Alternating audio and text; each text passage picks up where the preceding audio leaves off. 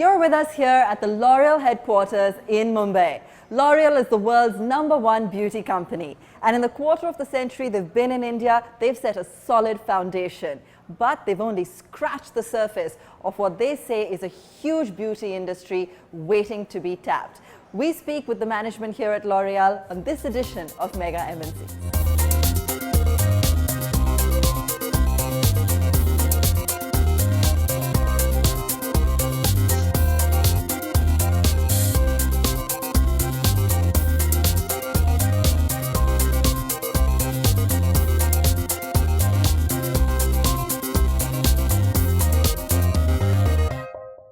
Amit, thank you so much for joining us. It's great to have you on ET Now, and especially for the first time in your role as head of L'Oreal here in India. Thanks so much.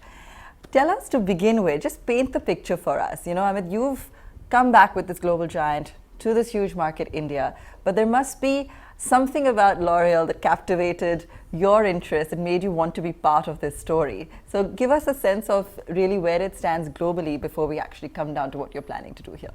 L'Oreal pretty much lives out the message about beauty is not skin deep. It's a company with a soul, and that's what really attracted me back to L'Oreal. So it's way beyond just being the world's largest beauty company.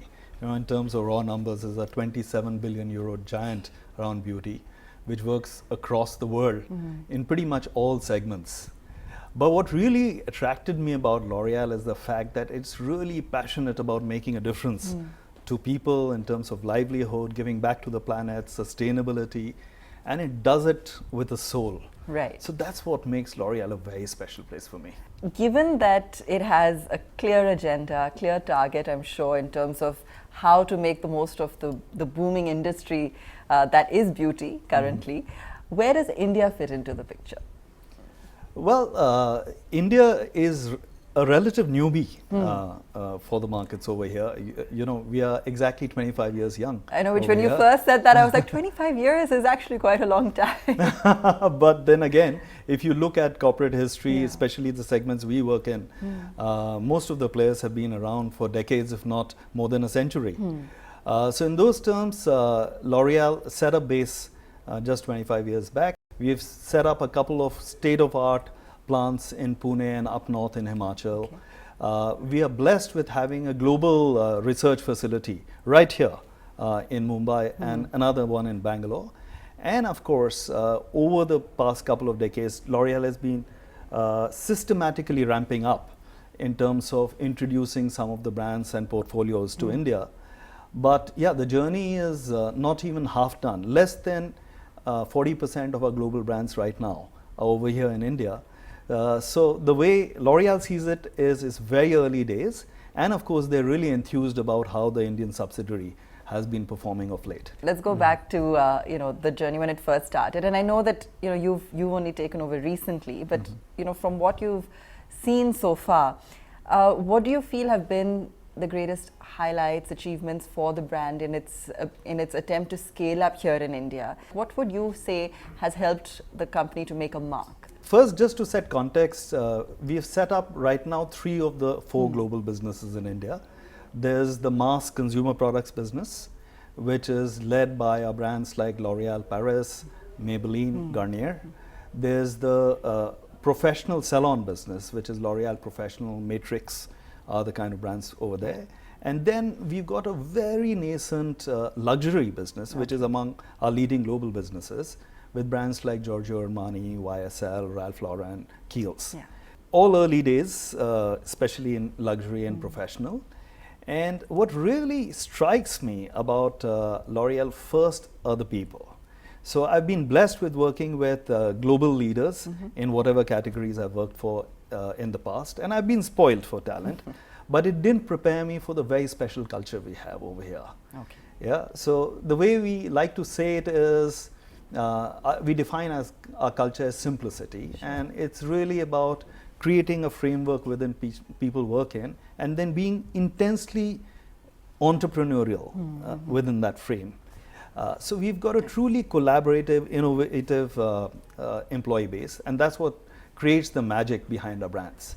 And then the other thing, of course, which I'd pick up is how specially our brands have connected with consumers in India, specifically L'Oreal Maybelline, Garnier, where in this relatively short time, Right. they built very strong connections with Indian youth in particular. What are the challenges, Amit, in terms of upping the presence of the brands in India, increasing distribution? I'm sure, as the head of L'Oreal here, you'd also want to see increased penetration, because that seems to be where the market is moving.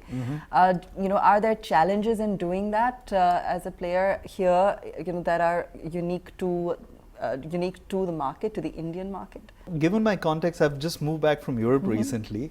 After that, being in India is a blessing. Really? It's so exciting, to see double-digit category growth. Sure. So intuitively, that's my response. But again, there are always challenges. Sure. And for us, the biggest challenge is, like you've already put out, which is penetration. Our brands, despite the kind of awareness which is there for them, we penetrate barely a fifth of our targeted 250 million middle and upper middle households in India. Okay. And that challenge, of course, then becomes our biggest opportunity. So yes, our retailer base, our go-to market, is still being built up, and we are yet to make massive investments in traditional trade. But then, of course, comes in e-commerce, the digitization of India, which is leading such a radically changed consumer behavior that challenge is likely to turn out to be one of the biggest growth opportunities for L'Oreal in India. So one is blessed to be building our brands over here in India at this time. It's really special. It's exciting. Yeah, absolutely. So what's the kind of growth you envisage in India then? Moving forward from here, there must be some targets you have. I don't know if you'll give me numbers, but give me a sense of the kind of share of the pie that you're looking at, or what you think is possible in a market like this. There's some very welcome news, and this is a number I can share with you because it's in public domain. There's an agency called Euromonitor, and that recently told us that in urban, rural India, middle class and above, we have become the #2 beauty player in the categories we operate in. Clearly, our objective is to outgrow the categories by at least 1.5x. Okay. And the way we think about it is much less about share gain and much more about creating categories. Okay. So our DNA is not the competitive, how can I grab that little bit out of my next door neighbor. It's much more about how do we create the beauty culture in India. Sure. Yeah. We'd like to position ourselves as the beauty advisors to the aspiring Indian consumer and help them find their beauty secret. So for us, it's much more about how do we stimulate category growth in one of the lowest per cap markets globally, as opposed to taking share of the pie. A completely comprehensive strategy. Does that mean you'll also possibly be looking at investing more? You already have facilities here, R&D and otherwise, but would you be thinking of that as a possibility in the future, even now that FDI and single brand is being relooked at by the government? I mean, would you look at possibly pumping more money into the Indian market? What's special about L'Oreal globally is it's a very long-term play. Sure. Yeah, and I'm looking at it from the perspective, fresh eyes. And we typically take 10 to 20 year bets. Now, usually you see that in, say, the infrastructure industry or aviation. Those are the people who talk in terms of a couple of decades, not fast moving beauty goods like us. But that's the way we see it. So what L'Oreal globally has done is made massive commitments into India in the early 2000s in terms of building up infrastructure for research, innovation, production, and going ahead of the curve in terms of building an amazing foundation for what is likely to be a very fast growing and a big business. So right now our investments are much more in terms of now building our teams, building capability, transformation as India pivots digitally rather than steel in the ground. Okay, fair enough. Digitally, when you mention that, it's come up a few times already, and there is definitely a revolution taking place here. How much of that do you see accounting for or taking over those traditional means of distribution as we progress? Because we're still in the early stages, of e-commerce, of payments, online, and so on and so forth. So as we continue to see evolution on that front, do you see that opening up an entire new plethora of options with regards to the market?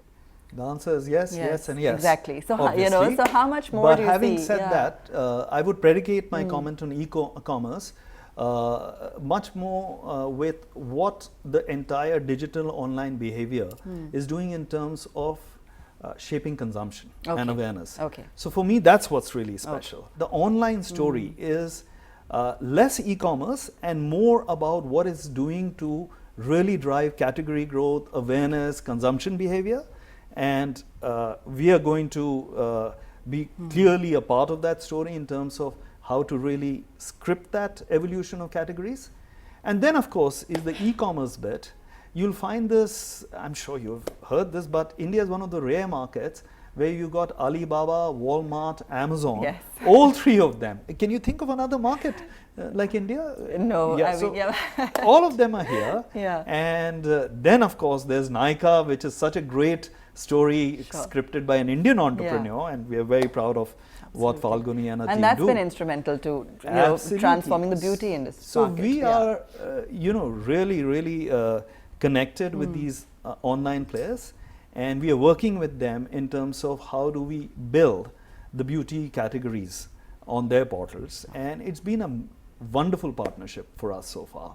Okay. And yeah, we believe that's going to be very significant as we look at the evolution of our categories in India. All right, we're going to talk a little bit more about that, but we're going to take a very quick break. We're in conversation with Amit Jain here at the L'Oreal office in Mumbai. Back in just a moment.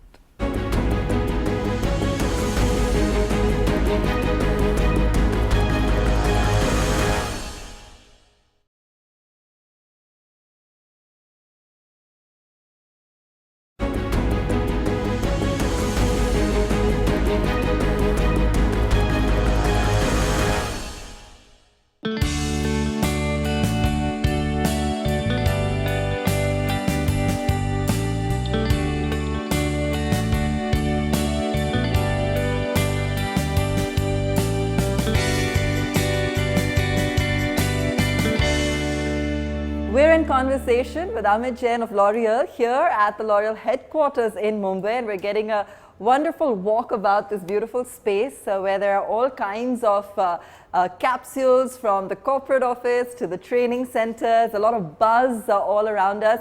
And as we kind of walk through, I'm going to continue my conversation with Amit and also talk about categories. Amit, we were discussing that just before we took that break. And just to understand from you, in the consumer product segment, which ones have been working for you all this while as well in terms of the brands that have already been here? And then we'll come to perhaps what you're looking at bringing in. Yeah, so as I mentioned earlier, we've been around for a couple of decades, and we started a journey in India with hair, hair care, that is shampoo, conditioners, essences, and then of course hair color. And we graduated that into makeup, and more recently a foray into skincare. Yeah. So very largely these are the three big categories when it comes to the mass, the consumer segments. Yeah. And then of course when we think about our luxury segments, there's advanced skincare, there are fragrances, and there's makeup driven by our global brands.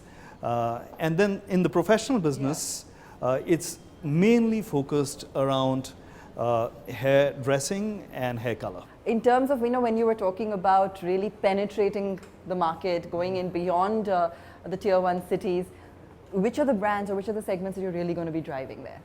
I'd like to take a step back when we talk about hair color. Sure. So the main driver, more than just the brands, is education. Sure. Yeah, and educating hairdressers, the salons, in terms of really bringing alive the beauty secrets of great looking hair for Indian consumers. And where we are walking, this L'Oreal Academy is a very good symbol of our commitment to creating consumer habits in India, very importantly creating a complete channel of salons, and most importantly creating livelihoods for hairdressers and beauticians. Right. Yeah, so that's what you'll see around yourself as we walk through the academy. And that, of course, dovetails into our brands, which are Kerastase, which is high-end hair care, L'Oreal Professional, and Matrix, which is more mass in nature. So all three global brands in character, and each one of them have a very specific job to do with Indian consumers and creating habit. Okay. Are you also looking at, bringing in any further brands into the market, or first solidifying what you already have here? Okay, so the simple answer is yes. Very simply because... I noticed the simple answer is yes to everything. It's the easy one, right? It's like, of course, we're going to do that. And that's the beauty of the beauty Yeah, business. Because when you're blessed with a global portfolio of brands as we are, and the fact that we've got less than 40% of them in India, at any point of time, while we are building our existing brands, we also have the advantage of figuring out which of the global portfolio brands are going to migrate into India in a relevant manner. So yeah, we are doing both at the same time. We are building our brands and getting a new one. Ad campaigns or celebrity endorsements that people relate the brand with are actually a very small part of what you do over here in India, and you've given us a sense of that. But everyone always loves to know, right? Everyone loves to know the glam factor, what's coming up next, what's the next big innovation.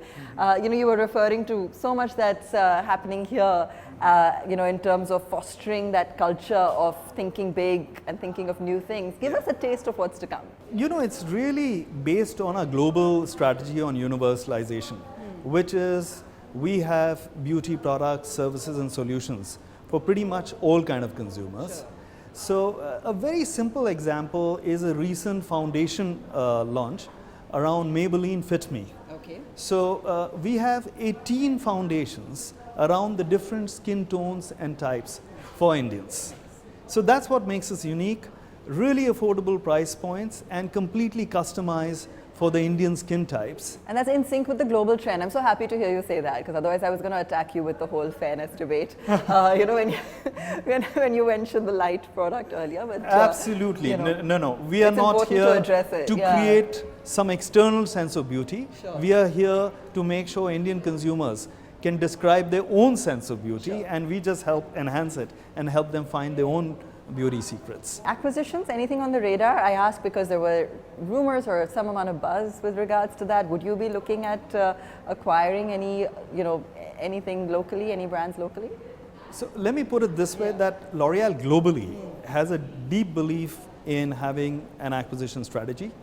And over the years, what it does really well is not just acquire, but integrate brilliantly. So that's buying a business is the easy part. Integrating and scaling it up and creating real shareholder value is the more difficult bit. And what L'Oreal, whatever I can see, is doing brilliantly is creating uncommon value with its acquisitions. To give you a simple example, about 2 decades back, we acquired a very small $50 million business called Kiehl's, which is skincare out of a pharmacy, upstate New York. And over the last 2 decades, it's evolved into a $1 billion business. Now, that's what L'Oreal does well. Give respect to the people who create this business, give them an environment by which they can expand. Now, with that belief system, we are closely looking at the opportunities in India. A couple of years back, we made a very small acquisition around skincare, brand called Cheryl's, which is shaping up rather well for us in the professional segment. And we are actively looking for opportunities in the segments we operate in. It's early days as yet, but yes, we are most interested in seeing if we can create value with Indian entrepreneurs over here. What's exciting you the most about India, just in general, Amit? I ask because you had a taste of working, of course, overseas. You've just come back from Europe, but you've also interacted with India on a regular basis over the course of your career and worked with some other multinationals with presence here as well. What's really special about India is when you step off the plane is the sheer energy and ebullience of our people. People are grinding it out in difficult roles, but they have a smile on their faces. And the sheer optimism of Indians is the most infectious. And that translates into consumer confidence. And for our categories, that translates into buyer behavior, and which leads itself to making these categories really attractive to build a business in, very simply.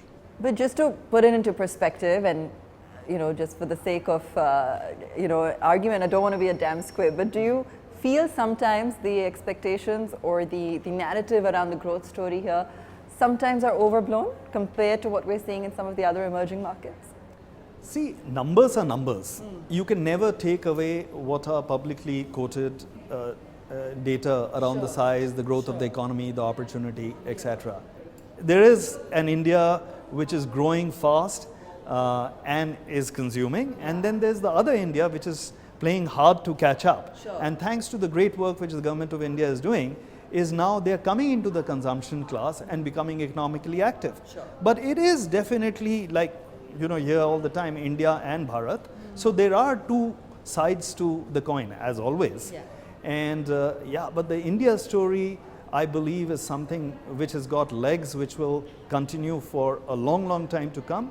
What is absolutely important for all of us Indians is not to forget the aspiring classes which are just coming into and getting their due. And that is where, all of us must make sure that we play our part. So for us in L'Oreal, creating livelihood is really important for us. And while we build our brands, our categories, and do all the beautiful stuff, I think what is core in our DNA is something we call sharing beauty with all, which is around sustainability, creating sustainable livelihoods. And this place which we are standing is a very good evidence of how we'd like to give back to India in terms of creating not just businesses in the salons, but careers, and lifting thousands of people into sustainable livelihood and being proud about what they do. Amit, just to kind of wrap up, this segment of business that is the physical salons, and I also ask in the context, the kind of disruption we're seeing online, offline, a whole host of new avenues. How much of a percentage of business would you say comes from the physical salons versus, let's say, consumer products? Right, so these are completely different just segments. In terms of, So one, nothing is getting disrupted. So disruption is an off-bandied word.